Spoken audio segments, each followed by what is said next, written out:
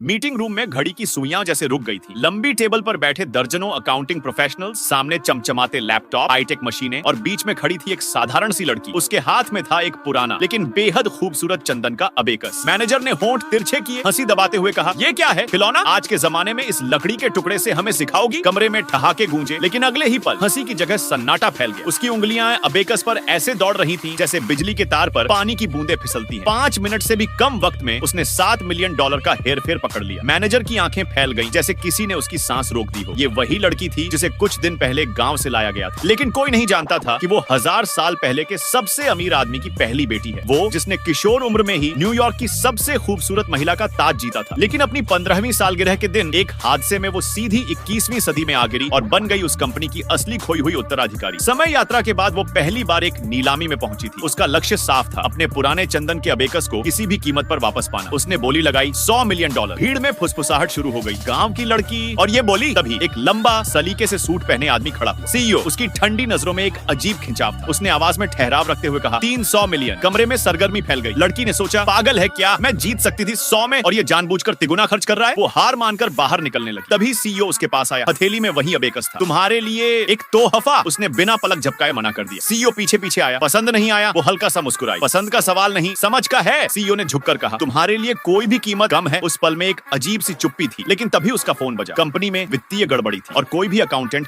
हल नहीं ढूंढ पा रहा था। वो अबेकस लेकर कंपनी पहुंची। मैनेजर हंसा, अबेकस आज के जमाने में? बाकी स्टाफ भी हंसने लगा, लेकिन कुछ ही मिनटों में उसकी उंगलियों ने सच्चाई उगलवा दी। असल गुनहगार खुद मैनेजर था। वो गुस्सा होने का नाटक करता रहा, लेकिन लड़की ने पुराने चेयरमैन को सीधे रिपोर्ट करने का फैसला किया। मैनेजर हड़बड़ा गया और असली मास्टरमाइंड को बुला लाया, उसका अपना पिता। पिता के चेहरे पर ठंडी मुस्कान थी। तू गाँव से आई और सोचती है कंपनी मुझसे छीन लेगी? वो धमकी देने लगा, परिवार की संपत्ति से दूर रहा वरना अंजाम बुरा होगा। लड़की शांत खड़ी रही। चेयरमैन पहले ही रास्ते में है। दरवाजा खुला, चेयरमैन अंदर आए। उन्होंने पिता के गाल पर ऐसा थप्पड़ जड़ा कि कमरा गूंज उठा। निकम्मा, घमंडी। उन्होंने लड़की को प्रोजेक्ट लीड बना दिया और कंपनी का पूरा ऑडिट उसके हवाले कर दिया। मीटिंग के बाद चेयरमैन ने मुस्कुराकर कहा, कुछ दिनों में तेरी शादी करवा दूंगा। उसे नहीं पता था कि लड़की का बॉयफ्रेंड वही सीईओ है जिससे वो खुद जुड़ना चाहता था। उस रात लड़की अपने बॉयफ्रेंड से मिली। कार में एक हल्का सा रोमांटिक पल था, लेकिन पास खड़ी एक चालाक लड़की ने चोरी छिपे वीडियो रिकॉर्ड कर लिया। वो उसकी इज्जत मिट्टी में मिलाना चाहती थी, पर असल में ये जाल हमारी हीरोइन ने खुद बिछाया था। कुछ दिन बाद कंपनी की बोर्ड मीटिंग में चालाक लड़की और पिता ने मिलकर हमला बोला, इसका प्रेम जीवन गड़बड़ है। इसने बोली जीतने के लिए रहस्य बेचे। लड़की ने सीधा जवाब दिया, हम बस रिलेशनशिप में हैं। चेयरमैन ने पूछा, वो लड़का कौन है? चालाक लड़की हंसते हुए बोली, बस कार चलाता है, अमीर तो हो ही नहीं सकता। चेयरमैन की भौहें तनी। चालाक लड़की ने फोन निकाला, वीडियो चलाने लगी। नेक्स्ट पार्ट देखने के लिए वीडियो को लाइक और चैनल को सब्सक्राइब जरूर करें।